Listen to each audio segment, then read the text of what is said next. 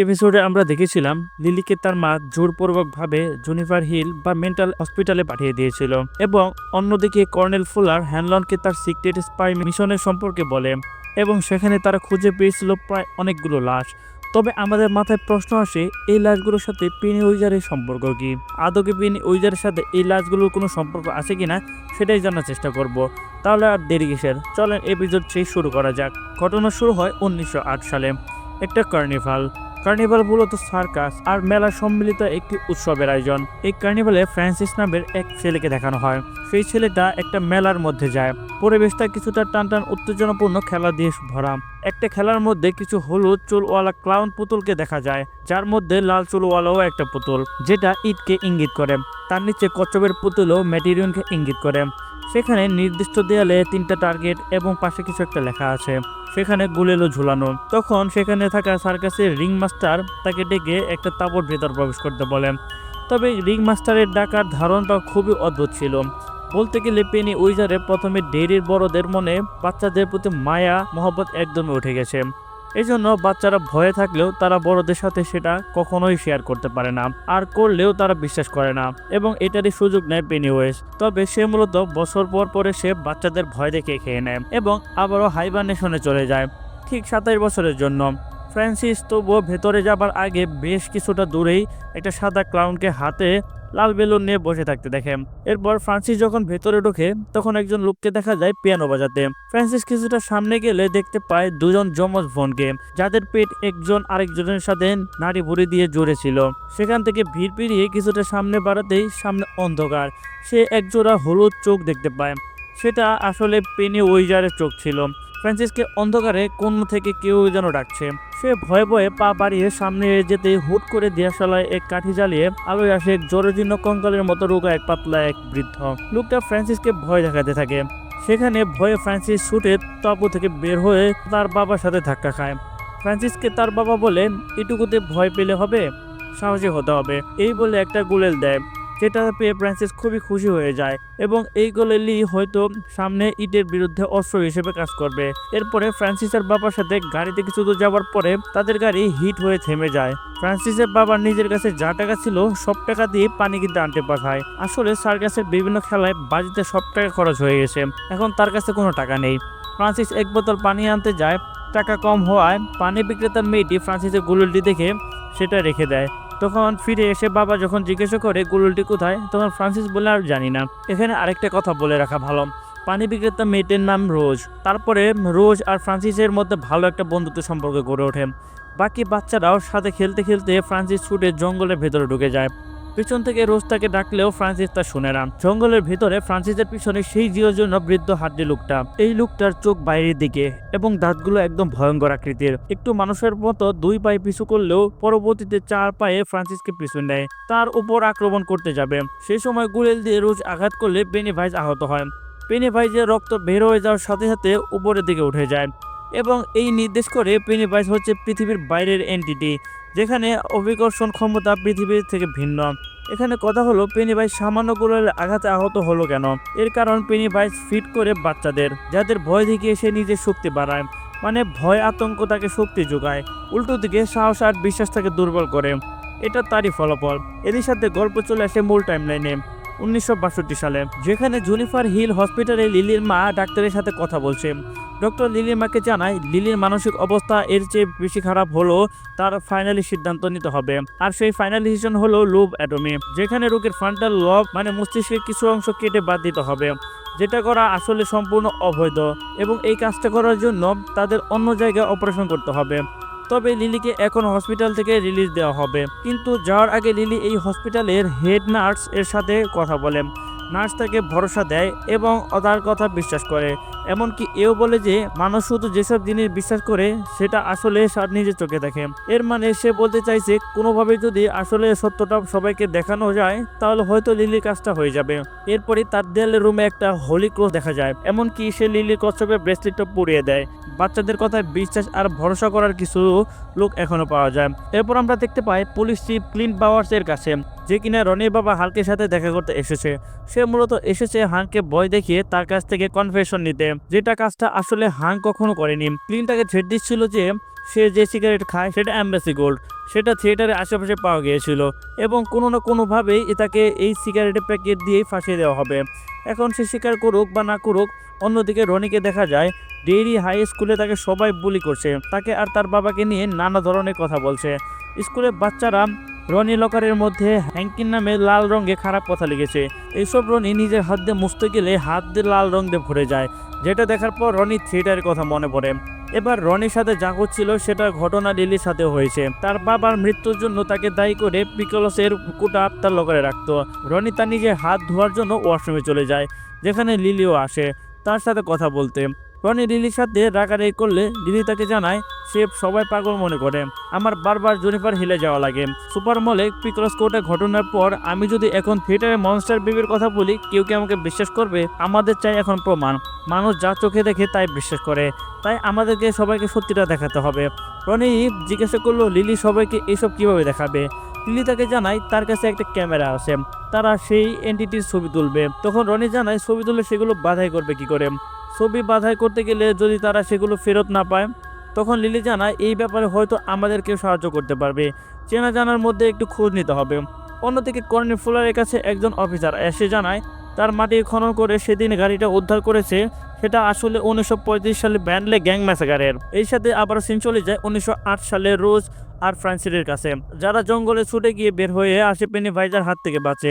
রোজ ফ্রান্সিসকে জানায় তারা এখানে হয়তো নিরাপদে আছে, কারণ সেই অ্যান্টিটি জঙ্গল থেকে বের হয় না। ফ্রান্সিস এর কারণ জিজ্ঞাসা করলে রোজ কিছু একটা বলে, যেটা দর্শককে দেখানো হয় না। এরপর বর্তমান সময়ে রোজকে দেখানো হয় সে এখন রোজ এখন একটা কনফারেন্স রুমে আসে, যেখানে সবার সামনে সে একটা কথা বলে যে মিলিটারি তো কিছু একটা খুঁজে বের করতে চেষ্টা করছে, যার ফলে হয়তো ডেইরি মাটির নিচে কবর দিয়ে রাখা সেই ইতিহাস আর এন্টির আবির্ভাব হতে পারে।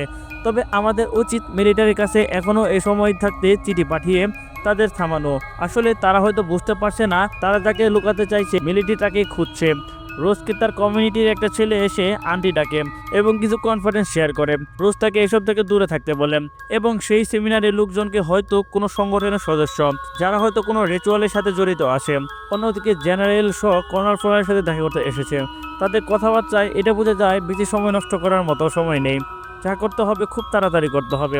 তাই এখন তাদের এই মাটি ঘোরার সময় নেই, যা করতে হবে আকাশের উপর থেকেই মানে হেলিকপ্টারের উপর থেকেই আগে এই জায়গাটা সিলেক্ট করতে হবে। তারপর যা করার করবে। এই পরিপ্রেক্ষিতে কর্নেল ফুলার লিওর হ্যানলন রেসু আর হ্যালোরানকে হেলিকপ্টারে যাওয়ার জন্য অনুসন্ধানের কাজ চালিয়ে যেতে বলে।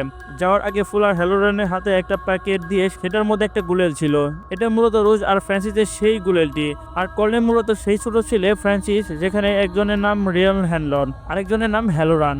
এবার হেলিকপ্টারে বসে হ্যালোরন নিজের শাইন পাওয়ার ব্যবহার করে গুলোলটা নিয়ে ইটকে খোঁজার চেষ্টা করছে। অন্যদিকে লিওর আর রসুম হেলিকপ্টারের পাইলট সিটে আছে।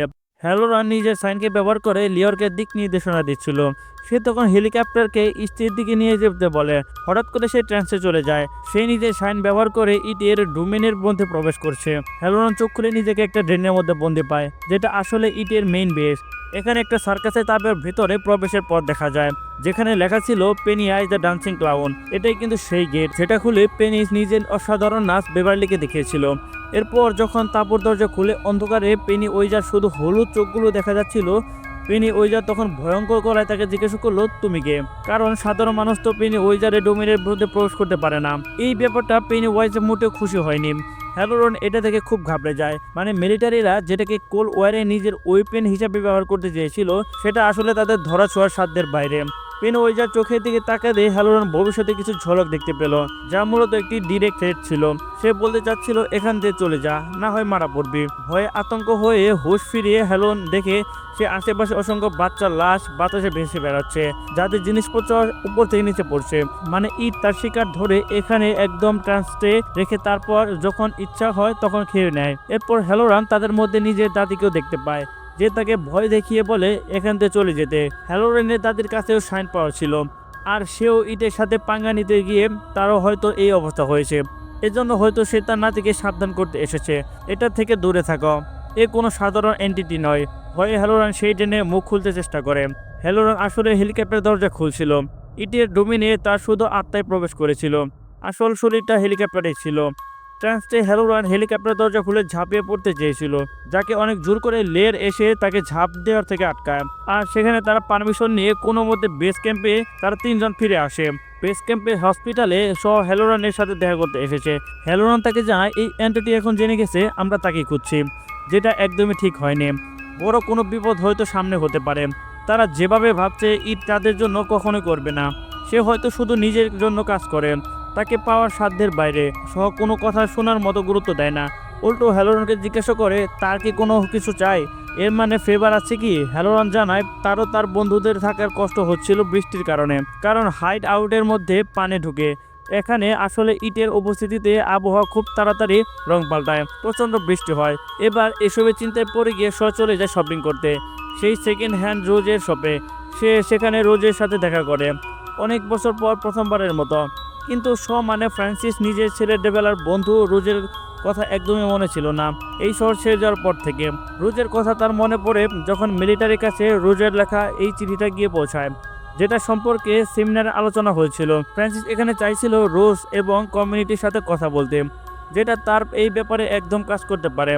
কিন্তু রোজ কোনো কথা দেয় না এবং সে ভেবে দেখবে বলে সময় নেয়। এই ব্যাপারটায় ফ্রান্সিস আরও হতাশ হয়। আসলে হ্যালোরান তার উত্তর দিয়েছিল এই এন্টিটি তার হাতের বাইরে। তাই শেষ আশা হিসেবে ফ্রান্সিস রোজের কমিউনিটির কাছে সাহায্যের জন্য আসে। রোজ চাইছিল পাইপলাইন বিছানোর কাজে যেন ইটের ব্যারিয়ালের কোনো ক্ষতি না হয়। উল্টো দিকে ফ্রান্সিস তো পাইপলাইন বিছানায় আড়ালে ইটকে চাইছিল। এর মানে যদি রোজ ফ্রান্সিসের সাথে কাজ করে, ফ্রান্সিস অবশ্যই তাকে শেষ পর্যন্ত ধোঁকায় দিবে। এখানে ফ্রান্সিস রোজের উপর শেষ ভরসা করছে, কেননা রোজ এই ইতিহাস সম্পর্কে হয়তোবা কিছু জানে। না হয় এখানে প্রশ্ন আসে হ্যালোরন কিভাবে ইটের ডোমেনের ভেতরে প্রবেশ করতে পেরেছিল।